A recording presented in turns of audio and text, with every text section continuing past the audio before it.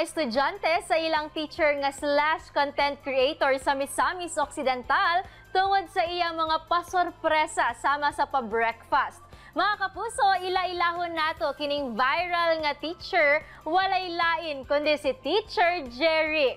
Mayong buntag, Teacher Jeric, ug welcome sa At Home with GMA Regional TV. Kamusta ka? Hello, good morning to everyone watching here in GMA at this moment of time kasi wala ko ga-expect nga mabibiyaan, matagaan ko og blessings ni God. Kaysa ako among ginabuhat, I just wanted to become an effective teacher, and because I always put my heart on what I do, I didn't expect this to happen. That's why I'm very blessed, and at the same time I'm very happy too. Teacher Jeric, una sa tanan, makawaw gayud kining mga ginapang post nimo sa social media accounts. And we see a lot of good comments. Unsa sa bang imong reaksyon ani, teacher?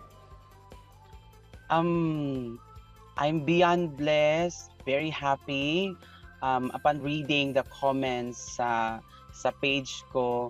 At the same time, na-pressure din na-pressure po ko kay kanang as a teacher. I think it's normal just to teach inside the classroom, at yung pinapakita ko sa social media para sa akin, para sa ako amo yun ay tinuod nga pagtudlo for quality education. Kay karon manggod lahi na ang mga bata karon. So kung sa una ganahan ra manglingkod ang mga bata, karon dili na sila ganahan sila mo tindog, mo perform sa mga lesson.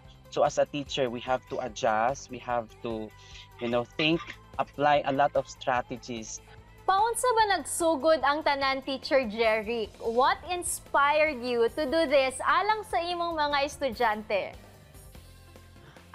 Nagsugod ni siyang ang activity after the pandemic, 2 years of strict pandemic. I observed nga pagkahuman gyud sa pandemic, 1 or 2 of my pupils dili na sila ganahan mosulod sa eskwelahan, kay naa na sila trabaho, naa na sila additional designation sa ilahang mga balay. So demotivated jud kaayo ang mga bata. So mingon akong bata nga mag-unsa pa man ko dra, sir, nga naa naman ko'y income, naa na siya trabaho o sa ilang sa naanak kita na siya part-time o ingon anak. So para sa ako murag pubot akong kasing-kasing kay without guidance from the parents, ingon ana iyahang mindset. So for me, it is my duty to to be a second parent for that child.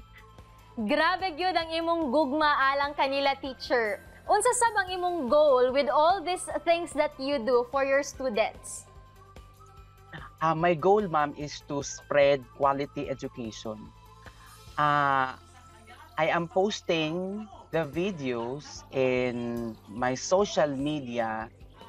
That is to inspire other educators to do the same. Not to focus merely on paperwork, kay usamang gyud sa mga pinaka hindrance sa mga teachers nga makaspread og quality education. Kani curious gid mi ani, teacher. Niabot ba si mong paghuna-huna nga undangon kining tanan nga imong ginabuhat? Of course, kanang as human as we are, maka-feel gyud ta og kakapoy. Kay para sa ako wala may trabaho nga sayon sa kalibutan, tanan lisod man para maato ang matagaan og kahibulong ang ato ang mga paningkamot, ato ang yung tagaag sakripisyo. And in my case, I think part of my vocation as a teacher is to give sacrifices, not to the point nga sakripisyo na dun ako akong health, kay it's important as a teacher that we have to manage our time.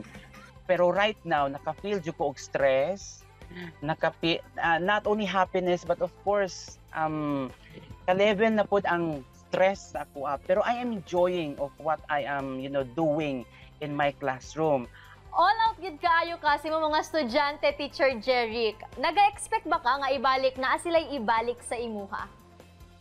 Yes, I'm expecting them to be productive individual nga na ay nga puno of kindness, puno of love, puno of respect. Kay mao gyud ginahatag nako everyday sa mga bata, even though kini mga bata man good naughty kanang sometimes, dili gyud sometimes, always. But as a teacher, we have to widen our patience as a teacher. Ato yung ipalapad, pataas ang ato ang pasensya. Unsa bang gusto nimong ipaabot sa imong mga estudyante, teacher? My message to my pupils, my learners, is that you really have to pay respect for your teachers, not only me, but of course for your upcoming teachers. Pay respect, listen to their advices, because what they are doing is the benefit or betterment of your future, good future. Kani teacher, unsay gusto nimong mahinumduman sa imong mga estudyante kung moabot ang time nga manigulang na sila or mag-college na sila ba? When they look back, si Teacher Jeric ay wala ko kay ko ga expecting on ana nga kuan kay lahi magud ang perception ng mga bata, no. Pero what I wanted them to remember me when they get old, kanang kining pagkamanggihatagon, pagkamahigugmaon, pagkamaluluyon, o sa pagtudlo kana bitang pagkamaayo, epektibo sa pagtudlo, o kana bitang pagka unique nga teacher. Murag ganahan na lang sab ko nga mahimong estudyante balik ani. Lastly, sir, as a teacher na pod, unsa sab ang imong mensahe alang sa mga teacher sab nga pareha nimo? I will be participating a certain, seminar nga maghatag pod og kanang workshop sa mga teachers in the future. So my message for my co-teachers is that all we have to do when we are to, spread quality education, we have to put our heart on what we do. We always have to highlight our professionalism, to the point na we have to separate our personal attitude when we go inside to the classroom. We have to fake our attitude as much as possible, kay tanan natong maipakita sa mga bata nga negative, masuon pud na sa mga bata. Daghang salamat sa imong oras, Teacher Jeric. Tunay nga not all heroes wear capes. Padayon lang sa paglambo, teacher. Kini ang At Home with GMA Regional TV.